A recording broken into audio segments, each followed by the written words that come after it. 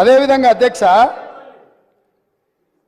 ఇట్లా తెలంగాణ చరిత్ర మసకబారిపోతే సానబట్టి వెలికి తీసి మట్టిలో మాణిక్యాలను బయటికి దేవాలన్న ప్రయత్నం మా ప్రభుత్వం చేస్తుంది. అందుకే ఈరోజు మేము ఈ విధానాలను అన్నిటిని కూడా ఒక బాధ్యతాయుతంగా ఒక యజ్ఞంగా మేము ముందుకు తీసుకెళ్తున్నాం అధ్యక్ష. వారు ఏ సూచన అయినా చేయొచ్చు, నేను ఓపెన్గా స్వాగతం పలికిన ఎవరైనా రావచ్చని. పాపం కొంతమంది ఎమ్మెల్యేలు సాంప్రదాయబద్ధంగా ముఖ్యమంత్రి గారిని కలిసి వాళ్ళ నియోజకవర్గాల సమస్యలని చెప్పుకుందామని వచ్చిండ్రు అధ్యక్ష. ముఖ్యమంత్రిగా నా బాధ్యత ఏంది అధ్యక్ష? నేను ఈ రాష్ట్రానికి ముఖ్యమంత్రిని. 119 మంది శాసనసభ్యులు, 40 మంది శాసన మండలి సభ్యులు, అదేవిధంగా 17 మంది లోక్సభ సభ్యులు, 7 మంది రాజ్యసభ సభ్యులు, మిగతా జిల్లా పరిషత్ చైర్మన్లు, మేయర్లు, మిగతా వాళ్ళందరూ కూడా ఉంటారు అధ్యక్ష. ముఖ్యంగా ఈ సభలో ఉన్న సభ్యులు ఎవ్వరు వచ్చినా కలవాలనుకున్నప్పుడు వాళ్ళకి సమయం ఇచ్చి వాళ్ళు తీసుకొచ్చిన అంశాలను పరిగణలోకి తీసుకొని చేయగలిగింది ఏదైనా ఉంటే చేయాలనేది నా ఆలోచన అధ్యక్ష. సొంత మనుషులను కూడా నమ్మకుండా వాళ్ళని అనుమానించినట్టు, వాళ్ళను అవమానించినట్టు, వాళ్ళని ప్రశ్నించినట్టు, నిలదీసినట్టు పత్రికలలో వార్తలు వస్తున్నాయి అధ్యక్ష. పాపం వాళ్ళు పత్రికా సమావేశాన్ని పెట్టుకొని వివరణ ఇచ్చుకునే పరిస్థితి వచ్చింది అధ్యక్ష. అట్లా అనుమానించకండి, మేము మీలాక కాదు, మేము మీలాక బురద జల్లము.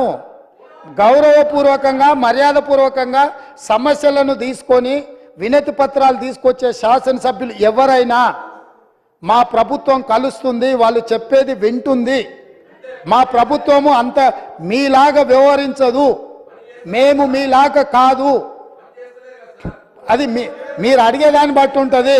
మీలాంటి వాడు వస్తే చార్మినార్ రాసేయమన్నాడు అనుకో, ఆ చార్మినార్ రాసేయాలంటే గతంలో ఇట్లాంటివి జరిగి ఉండొచ్చు, ఇప్పుడు అట్లా జరగవు. ఇప్పుడు మంచి ఏదన్నా ఉంటే ప్రజలకు ఉంటే తప్పకుండా చేస్తాం అధ్యక్ష. అదేవిధంగా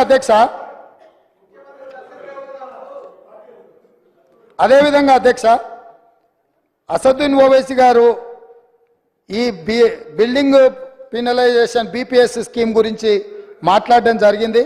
హైకోర్టులో స్టే ఉంది, సుప్రీంకోర్టులో ఉన్న ఇతర రాష్ట్రాలు ల్యాండ్ రెగ్యులేషన్ స్కీమ్ కింద ఏమున్నాడో పెట్టడం వల్ల అది ఆగింది.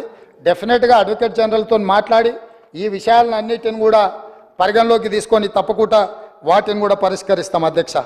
అదేవిధంగా అధ్యక్ష, పెన్షన్ గురించి, ఓల్డ్ ఏజ్ పెన్షన్స్ గురించి కూడా పడట్లేదు అంటారు అధ్యక్ష.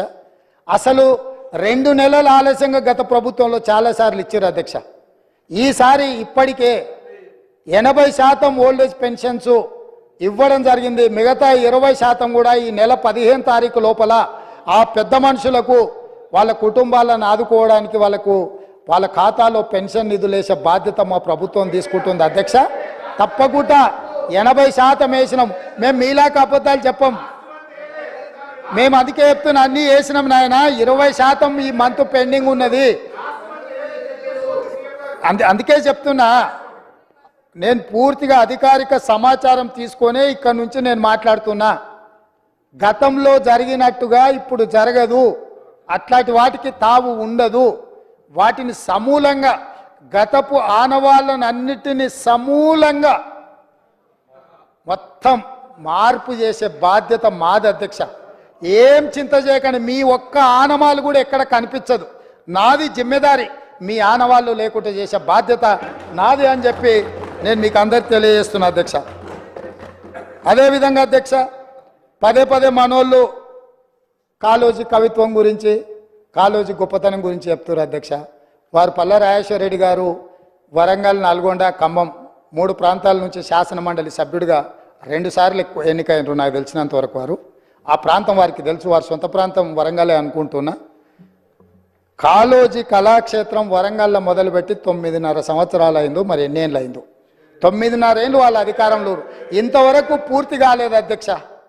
ఏ కాళోజీ కవిత్వం గురించి గొప్పగా చెప్పి కాళోజీ గురించి గొప్పగా మాట్లాడుతున్న వాళ్ళు ఈ ప్రస్తావన తెచ్చిన పల్లా రాజేశ్వర రెడ్డి గారు, నేను మీకు గుర్తు చేయదలుచుకున్నా, కాళోజీ కళాక్షేత్రం వరంగల్లో మొదలుపెట్టిందప్పుడు ఈ రోజుకు అక్కడ మొండి గోడలతో నిలబడ్డది.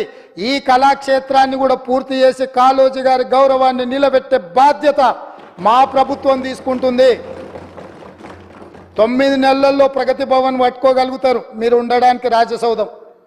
అదేవిధంగా ఎంతమంది అడ్డం పడ్డా మీ వాస్తు సరిగ్గా లేదనో మీ దశ దిశ మార్చుకోవడానికో సచివాలయాన్ని ఆగమేఘాల మీద పూర్తి చేసుకున్నారు, పూర్తి చేసిండ్రు, బాగానే ఉంది. కాళోజీ కళాక్షేత్రం ఎందుకు పూర్తి చేయలేదని ప్రజలు అడుగుతున్నారు. మా కాకపోయినా ప్రజలకు సమాధానం చెప్పండి. ఇది తెలంగాణ సంపద కాదా కాళోజీ కళాక్షేత్రము? ఈ తెలంగాణ ప్రజల ఆత్మగౌరవం కాదా?